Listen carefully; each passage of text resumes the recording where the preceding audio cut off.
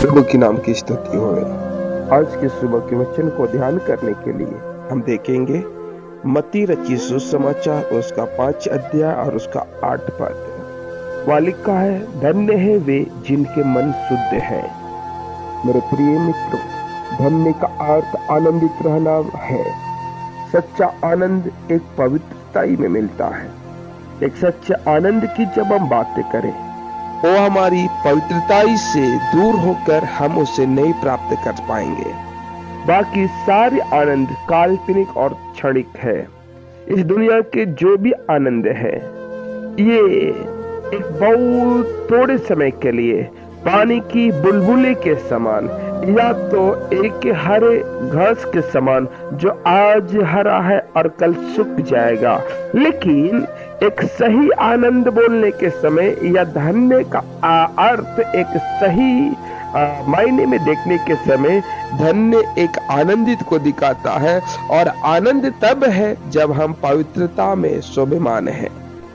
यदि मैं आपको एक बात को बताने से पहले मैं एक उदाहरण को आपके बीच में रखूंगा। यदि मान लीजिए हम एक उष्णकटिबंधीय देश के रेतीले समुद्र के तट पर हम जाएं, तो वहां हम रेत पर लेटना पसंद करते हैं। आप बहुत अच्छी तरह से समझ पा रहे हैं। आप कई बार समुद्री तट पर आप गए होंगे, और समुद्री तट पर जाने के समय में आप वहां पर बालू या रेत पर लेटना, बैठना, उठना पसंद करते होंगे, और यह हमारे लिए प्रसन्न की बात होती है यदि हम इन बातों को उन जगहों में जाएं तो। परंतु जब आप समुद्री तट से लौटकर स्नान करके शुद्ध होते हैं और एक स्वच्छ वस्त्रों को पहनते हैं या धारण करते हैं, यदि आप उस समय के बाद एक नर्म बिस्तर पर लेटे, और यदि उस बिस्तर पर थोड़े से भी रेत या बालू के कण हो, तो आप उससे इतना अधिक परेशान हो जाते हैं कि उसे दूर करने तक आप विश्राम नहीं ले पाते। मेरे प्रिय लोगों, शायद कोई आपसे पूछे, पहले तो आप रेत पर ही लेटे थे, समुद्री तट के रेत पे ही लेटे थे और उसमें प्रसन्न हुए थे, खुश थे। परंतु अब जब आपके बिस्तर पर थोड़े से रेत या बालू है, भला अभी तो मैं इन बातों को भला आप ध्यान जब करेंगे, आप वो संकोच में पड़ जाएंगे। एक समय था जब आप समुद्री तट के ऊपर थे, समुद्री तट के निकट थे, वहां पर आपने सोया। अब कोई आपसे बोल रहा है, भैया आप तो जब समुद्री तट पर थे उस समय तो आपने लेटा था, बालू पर आनंद मना रहे थे, रेत के ऊपर आनंद मना रहे थे, लेकिन अब आप क्यों थोड़ा सा आपके नम्र बिस्तर पर थोड़ा सा कण होने से आप क्यों परेशान है?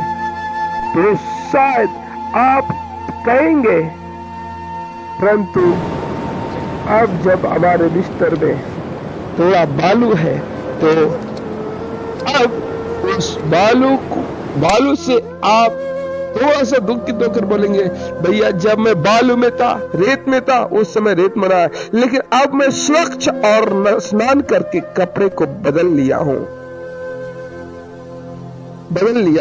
और स्वस्थ वस्त्रों को पहना हूं। इस नर्म बिस्तर पर थोड़े से रेत के कण भी मुझे सचमुच परेशान करते हैं। उसी प्रकार एक पापी के लिए संसार के भोग विलासों में आनंदित होना रेतीले समुद्र तट पर लेटने के समान है। परंतु जब एक व्यक्ति जो यीशु के लहू से धोया गया हो और जिसमें मसीह के स्वभाव को धारण किया हो, उसके लिए छोटे छोटे पाप और बीते दिनों के आनंद भी अनुचित और कष्टदायक जान पड़ेंगे। मेरे प्रिय परमेश्वर के बच्चों, जीवन की शुद्धता से प्रेम रखें, बुराई के विचार से और बुराई की उपस्थिति से भी दूर रहें, तब निश्चय ही आप आनंदित व्यक्ति होंगे।